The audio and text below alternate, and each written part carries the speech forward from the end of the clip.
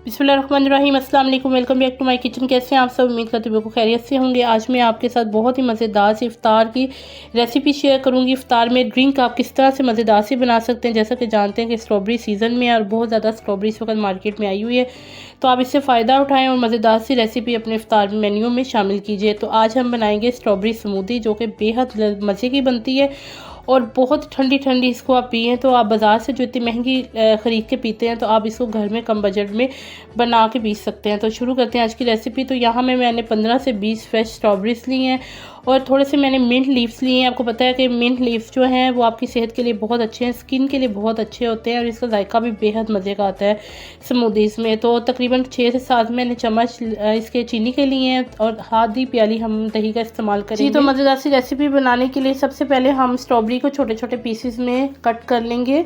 तो यहाँ पे मैंने कट कर लिए हैं और एक हम ब्लेंडर का जग लेंगे जिसमें हम इसको ब्लेंड करेंगे। तो अगर आप मेरे चैनल पे पहली दफ़ा आए, चैनल को सब्सक्राइब नहीं किया तो जल्दी से चैनल को सब्सक्राइब कीजिए, बेल आइकन को ज़रूर दबाएं, साथ मेरी तमाम लेटेस्ट वीडियो सबसे पहले आपको देखने को मिलेंगी।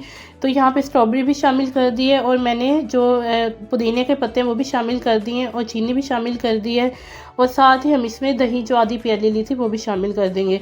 अच्छा जी, एक चीज़ तो रहेगी जो हमने शामिल नहीं की, तो दूध, 1 कप दूध लिया भर के, वो शामिल करेंगे। अगर आप ज़्यादा क्वांटिटी में बनाना चाहते हैं तो आप इसके सब चीज़ों की क्वांटिटी भी ज़्यादा करें। तो यहाँ पे मैंने दूध को भी इसमें शामिल कर दिया है। तो अब इसको हम अच्छे तरीके से ब्लेंड कर लेंगे और यहाँ पे मैंने एक प्यारा सा जो है सर्विंग गिलास लिया है शीशे का और इसमें सबसे पहले मैंने बर्फ़ के क्यूब्स डाले थे क्योंकि ठंडी ठंडी स्मूदी बहुत ही मज़े की लगती है। तो यहाँ पे हमारी स्मूदी जो है वो बन के रेडी हो चुकी है।